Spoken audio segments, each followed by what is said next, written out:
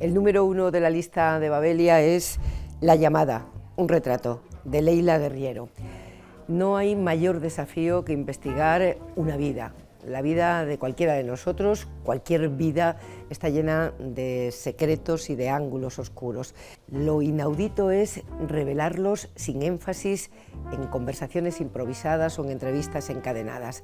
Y eso lo hace magistralmente. Esta biografía, en esta exploración de la vida de Silvia Lavairu, primero como secuestrada por la dictadura argentina y después como superviviente bajo sospecha, sin victimismo y a lo largo de toda su vida.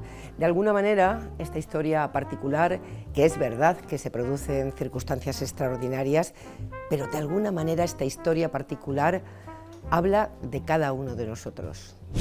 Bueno, si a mí me dicen que un libro que ha tenido la etiqueta de realismo mágico aplicado a la guerra civil me iba a gustar, me abro las venas. Así que me encuentro a David Uclés, un chico de 33, 34 años que ha dedicado los últimos 10 o 15 de su vida a hacer esta historia. Logra trazar la historia de la guerra civil y la historia de España a través de una familia de muchísimos miembros, de un pueblo jándula que se asemeja a sus propios orígenes en el mundo olivarero de Jaén, y que sabe hacerlo reflejando todas las supersticiones, la capacidad de supervivencia, de enfrentamiento, de odio, de amor del pueblo español, que es algo mágico.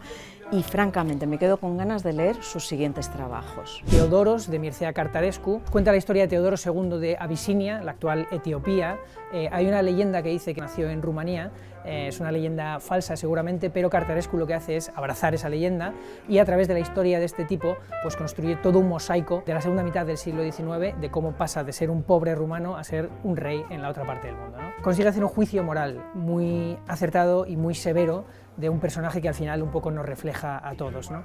Entre las mayores virtudes del libro de Ignacio Martínez de Pisón, Ropa de casa, está esa pasmosa naturalidad con la que es capaz de contar la fabricación de un novelista, de un narrador nato, y entre otras de las virtudes del libro están algunos retratos de escritores, de compañeros en el momento del inicio de la carrera de escritor de Martínez de Pisón, esa especie de petulancia paternalista que Javier Marías gastó con él.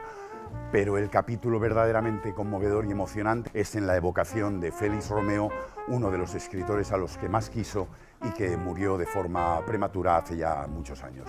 Los escorpiones de Sara Barquinero es un libro que generó polémica desde que se publicó, tuvo detractores y defensores incluso antes de que nos diera tiempo a leerlo, y yo creo que es porque es una novela muy ambiciosa, tiene 800 páginas en una fuente no muy grande, entrelaza 5 novelas que ocurren en diferentes espacios y en diferentes tiempos, y recuerda a esas grandes novelas posmodernas de David Foster Wallace o de Thomas Pynchon. En Los escorpiones hay sectas protofascistas en la Italia de los años 20, hay grupos clandestinos en el Nueva York actual, hay un videojuego que cuando lo ves te vuelve loco, y hay drogas, hay muchas drogas por todas partes, así que os recomiendo la lectura de Los escorpiones de Sara Barquinero si os gustan las sensaciones fuertes y si tenéis mucho tiempo, claro.